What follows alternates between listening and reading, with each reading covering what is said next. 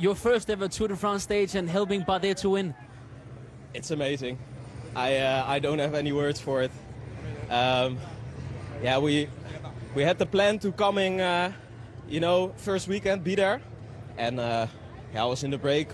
We were good from the beginning, and then Romain made the jump to the group, and yeah, I could help him, and then yeah, it was good. He paced the last climb because I was really on my limit, and then I could, do some turns on the flat run-in, but it was headwind, very hard, and the camera motorbike was next to us, so that made it extra hard.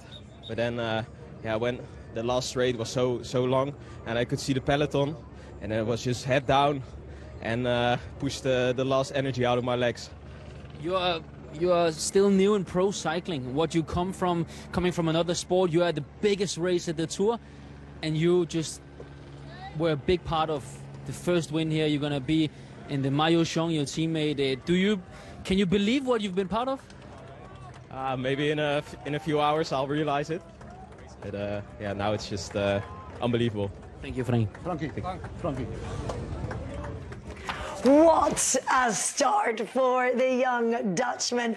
What a start for Romain Bardet. And I tell you what a start for the home nation as well. The home nation of the race, of course, not where they are for this Grand Départ. A phenomenal display by Team DSM Firmenich post-NL and their first stage win at this race, Robbie, in 4 years. Yeah, since 2020 ago that they won 3 stages in that edition of the race. But what a way to start for Romain Bardet in his last Tour de France, and then with a debutant from his team up the road with it. The man of the match, just by the way, for Frank van den Broek. What an incredible ride by the 23-year-old. But Romain Bardet, what a feeling this must have been. Like, final Tour, I'd love to jag a stage win, and you get it on stage 1. And he made the race. He made it his own when he went out long range, just jumped out of the peloton.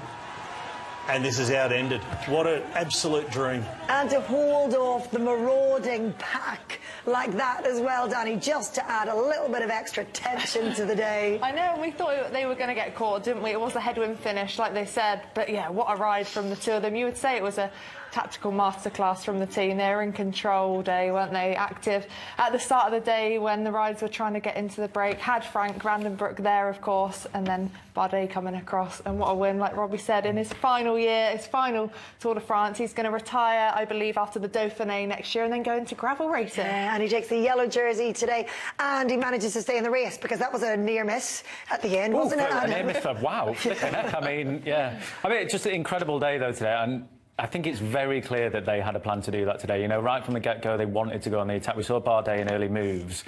And I think that plan, when you have a plan on the bus before, and a day like today, on day 1, you're always like, not sure, will it work, won't it work? That couldn't have gone better for them. Like, absolutely, I know they got the win, but the way they executed it, everything about it was just perfection, And I think if you're looking at a team to say, how is it helping young riders to come through, it's a fine example of learning and how to do it. He's such a popular rider, and with popularity in France comes that burden of pressure at the home race. He's finished second at the Tour de France, of course, in 2016. He's won before today 3 stages at this race. The last one, though, was 7 years ago. That's quite a monkey to shake off his back, isn't it, Robbie? It was a while ago. But you know what he does really well, which is strange for a guy with a palmarès like his? He plays the underdog really well. I mean, people are just cheering for him to win something. He's already got a lot of victories on his palmarès. He's had such a fantastic career, but he seems to be that guy that everyone just loves him because he's so plucky and he looks unlikely to win so often, goes close. You go, oh, poor Romain, he didn't win. We'd love him to win one. And today was his day. But I've got to say, I think on the other side of it, the guys who were left in that small peloton chasing, they didn't use enough of the firepower that was available. I think they severely underestimated Romain Bardet and particularly Frank van den Broek. OK, you think they got that wrong then? Yeah. Yeah, and you were saying as we were watching it, they were too worried about protecting their lead-outs rather than actually just going for the victory. There were riders sitting in wheels with their chosen sprinter and thinking, we'll catch them so we can save ourselves, we'll wait, we want to do the perfect lead-out. And then they just never got there. It became evident with 1,500 metres to go, they just weren't doing enough to peg them back, and that is a massive missed opportunity. I've got to say, Walt's team, I think they did enough. There were others that did a lot less. I think the GC teams have been looking at each other all day. There's no Which dominant is team. understandable, though. It is, of course They're it not is. bothered. But I think when you look at Wout, he's a little bit restricted in what he can do with the team, so he can't have the full commitment from them.